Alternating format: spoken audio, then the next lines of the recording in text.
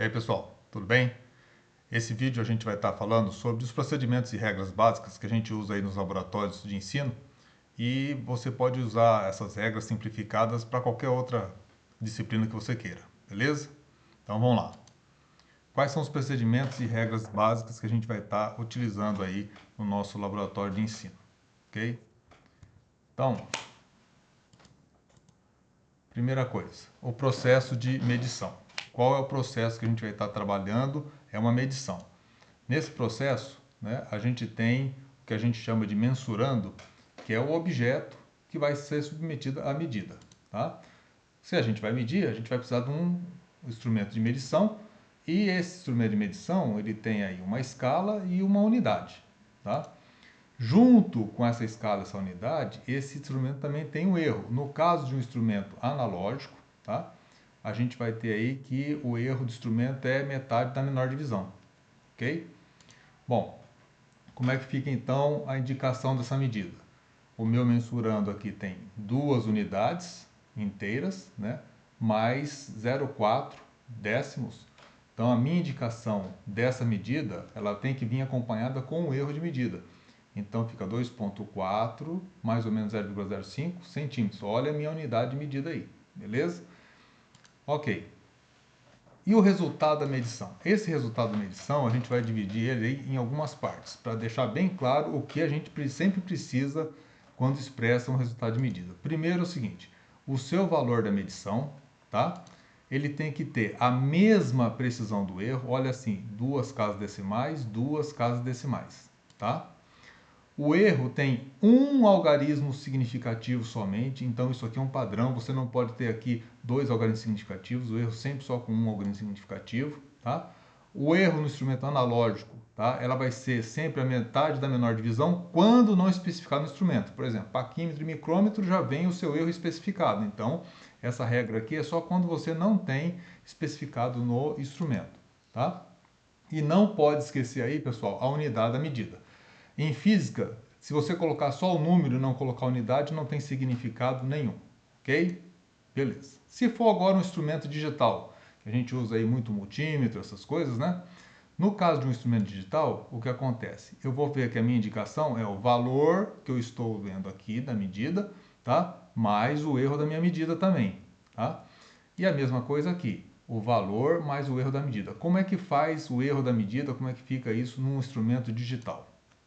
No instrumento digital, eu vou ter lá o meu valor da medição, o meu erro continua tendo só um algarismo significativo. Agora, como é que eu vou achar esse valor do meu erro aí? Tá?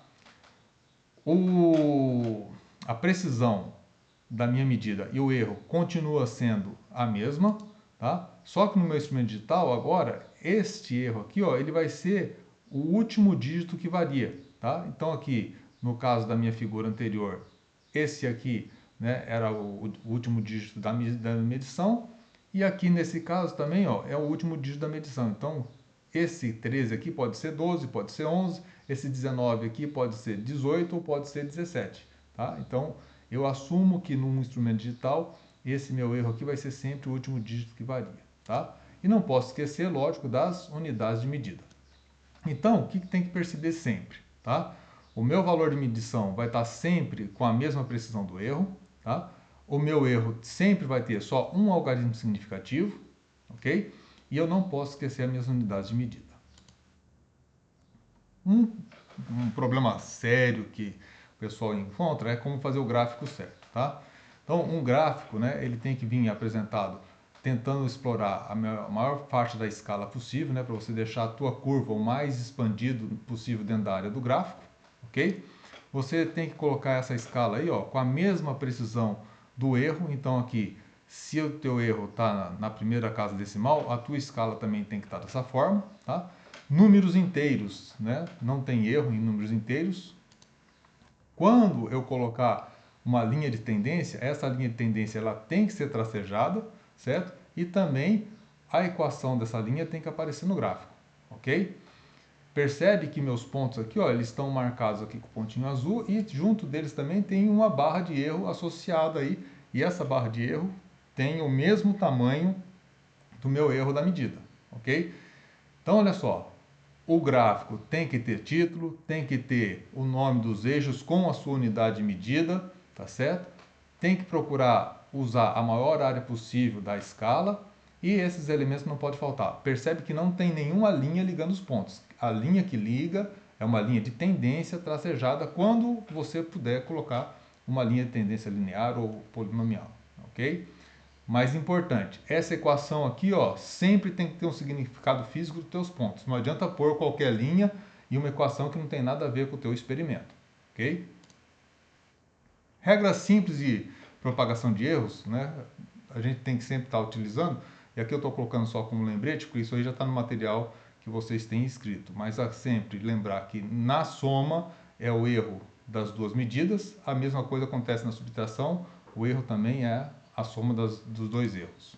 No caso da multiplicação, eu vou ver o erro pela grandeza, né? Então isso aqui é o erro relativo da grandeza A e o erro relativo da grandeza B, multiplicado aí pelo valor calculado. Beleza? Então essas regras aqui, ó, você tem que sempre aplicar quando for calcular a grandeza composta ou áreas, perímetros, toda vez que você tiver fazer soma, subtração, qualquer operação matemática com os valores que você está medindo. Quando você tem dados em tabela, é sempre importante o seguinte, né? Que você vai especificar qual o seu erro, né, da posição e o seu erro no tempo. E olha, os teus valores aqui, ó, tem que vir na mesma precisão do seu erro, da mesma forma que aqui tem também a mesma precisão do erro. Beleza? Quando eu tenho agora um resultado, vou calcular a velocidade média a partir daquela tabela, tá? Então, olha só, o valor calculado é este aqui dividido por este, tá? E aí você tem os erros associados, aí eu tenho que usar aquelas regrinhas que eu já passei, tá? Aí, ó, a mesma precisão do erro, se o erro tem uma casa unitária na unidade, aqui também fica na mesma precisão do erro. O erro tem só um algarismo significativo e eu não posso esquecer da minha unidade de medida. Percebe que aqui eu já usei os arredondamentos, tá? Estou usando também o algarismo significativo, tudo aquilo que você tem que procurar sempre estar expressando de forma correta na hora de colocar um resultado, beleza? Então, ó, o seu resultado vai ser um valor, mais o erro propagado, mais a unidade de medida, tá? Não pode esquecer da unidade de medida, pessoal. Quando eu tenho agora, essa aqui é outra dúvida que o pessoal sempre fica. Ó, o desvio relativo entre dois valores, tá? Ele é calculado dessa forma, né? A diferença absoluta aí entre o valor medido e o valor teórico, dividido pelo valor teórico, e essa aí é um valor de porcentagem, tá? Por que eu preciso disso aqui? Para estimar quão próximo, tá, esse meu valor medido se encontra do valor teórico. E isso sendo proporcional a esse valor teórico.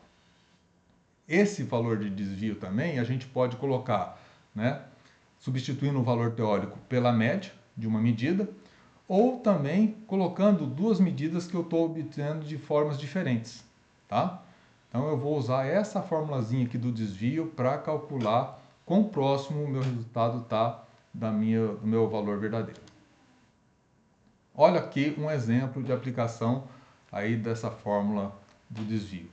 Quando eu tenho, por exemplo, resistores, que tenho o valor nominal dos resistores, tá? Que seria o seu valor teórico, menos o valor medido. Aqui, ó, esse aqui são os valores que eu estou usando lá para medir no multímetro. Tá? E eu calculo o desvio, certo? Deste valor em relação a esse. Eu vou observar, ó, que esses desvios costumam ser menores que 5% quando estão dentro da faixa de medida aceitável num laboratório de ensino. Ok? Outra coisa que você pode também usar nessa formulazinha aí do desvio é quando você tem um gráfico, tá? E aí o que acontece? Esse valor que você encontra aqui na equação, você pode usar ela aqui na formulazinha. Você tem o valor da média, que você já fez as suas medidas, fez o cálculo da média, e você pode estimar qual que é o desvio entre esse valor que você está tendo do gráfico e o valor da média que você já calculou. Ok? Então, pessoal, esse vídeo ele se baseia nesses princípios simples que eu espero que toda vez que você fizer um relatório, você observe esses dados aí e não erre mais, ok? Então, por hoje é isso aí. Grande abraço.